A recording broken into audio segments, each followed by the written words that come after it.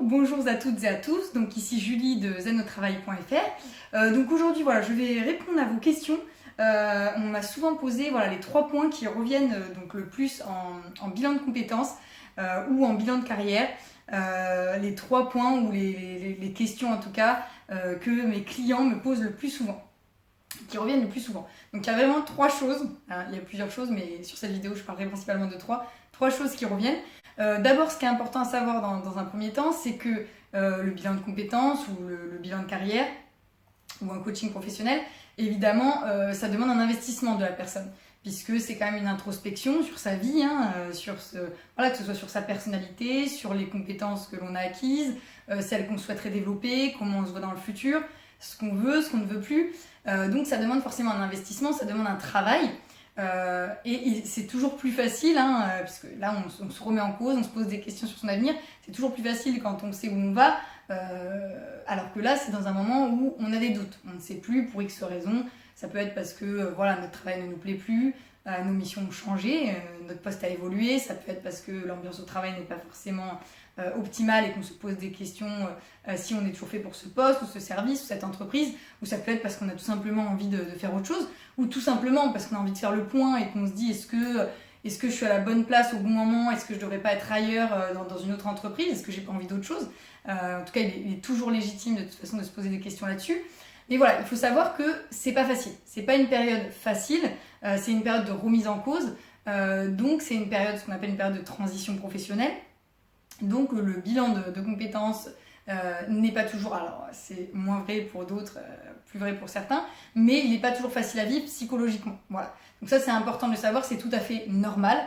Souvent mes clients me posent la question, mais je dis c'est en ce moment, c'est dur pour moi moralement, j'ai plein de doutes, etc. C'est normal. C'est normal pendant ce moment d'exploration de soi. Et d'aller vers quelque chose qui nous plaît plus, ou de changer de métier ou d'orientation. C'est normal d'avoir des doutes, c'est normal de ne pas être hyper bien, et c'est normal de ne pas être au top de sa forme. En tout cas, le temps qu'on retrouve justement un projet, une vision, un but, et que ça nous remobilise sur quelque chose. C'est jamais confortable d'être en période de remise en cause. Voilà, donc certains, encore une fois, le vivent mieux que d'autres, certaines le vivent mieux que d'autres également, mais ce que je veux dire, c'est que c'est tout à fait normal. Le premier point qui revient souvent, c'est cette déstabilisation un petit peu, de se dire mince, je suis pas forcément bien, je viens de me lancer dans un bilan de carrière, de coaching, etc. Et finalement, je me sens pas bien, est-ce que j'ai bien fait ? Oui, voilà, c'est toujours le bon moment pour faire un bilan. C'est vous qui devez le sentir, bien évidemment. C'est juste que ça remue pas mal de choses. Ça, c'est important à savoir. Le deuxième point que je voudrais aborder, c'est est-ce que je pourrais prétendre au même niveau de vie que ce que j'ai actuellement. Donc la réponse est pas forcément dans un premier temps. Bien évidemment, vous vous doutez bien que si, par exemple, vous étiez commercial et puis vous êtes passé directeur commercial après, et que donc vous avez une certaine expérience dans ce secteur-là, et que vous passez, par exemple, pour devenir, je ne sais pas moi, boulanger ou menuisier ou comptable, effectivement, votre expérience de commercial, même si vous avez l'ancienneté sur ce poste, ne va pas forcément être prise en compte dans votre nouveau secteur ou dans votre nouvelle mission. Donc vous repartez de zéro. Donc effectivement, alors il est possible que vous atteigniez le niveau de vie que vous aviez avant, et je vous souhaite le plus vite possible, mais il faut savoir, c'est une question qui revient souvent, qu'il faut prévoir une période de transition en termes de finances, et que c'est sûr que vous n'allez pas forcément retrouver tout de suite, en tout cas, le même niveau de revenu. Encore une fois, ça dépend du projet, ça dépend de la personne, puisque des fois, c'est juste un changement de service, c'est juste un changement de secteur d'activité ou juste d'entreprise qui font que là, bien évidemment, on peut retrouver le même niveau de revenu et voire même négocier une augmentation. Mais en tout cas, là, s'il y a un changement complet professionnel ou assez grand, mais il faut se préparer psychologiquement, je le dis bien parce que c'est pas facile, et c'est tout à fait normal, à évidemment pendant un temps en tout cas avoir des revenus moins importants, et donc soit avoir des économies de côté ou de quoi subvenir à nos besoins dans tous les cas, ou j'ai des clients qui ont une compagne ou un compagnon sur qui ils peuvent compter, et donc ça atténue la problématique. Ça, c'est important à savoir. La troisième chose qui revient souvent, c'est vraiment est-ce que je vais être obligée ou pas de reprendre des études ? La réponse est oui et non.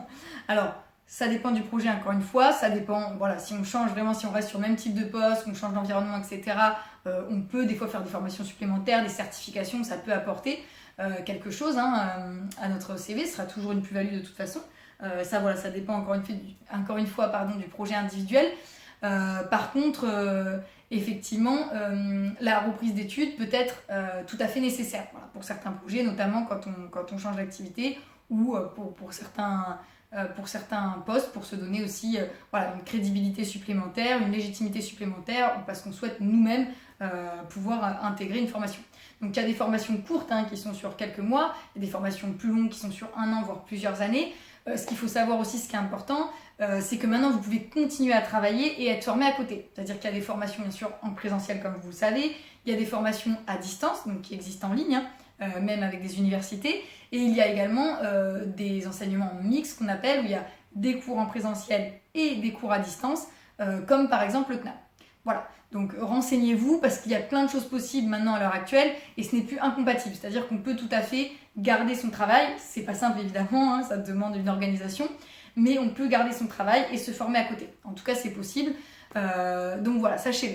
Donc ça, c'est vraiment les 3 points qui reviennent le plus en bilan de compétences. Je ferai bien sûr d'autres vidéos parce que j'ai pas mal de questions sur le sujet pour détailler pas mal de points et d'étapes. J'ai déjà fait une vidéo, n'hésitez pas à la voir, je mettrai le lien dans la description sur le bilan de compétences. Mais je ferai d'autres vidéos également pour répondre aux différentes problématiques, différentes questions que l'on me pose. N'hésitez pas également à télécharger mon e-book qui permet un premier point en tout cas sur la remise en cause professionnelle qui est disponible sur www.zenotravail.fr. Voilà, je vous mets le lien également dans la description. Voilà, écoutez, j'espère que cette vidéo vous a aidé. Je vous remercie beaucoup pour vos abonnements, pour vos likes. N'hésitez pas à liker, encore une fois, à partager. À mettre des commentaires, à partager votre expérience, c'est toujours très agréable. Je vous souhaite une très très bonne journée, je vous dis à très bientôt, ciao ciao.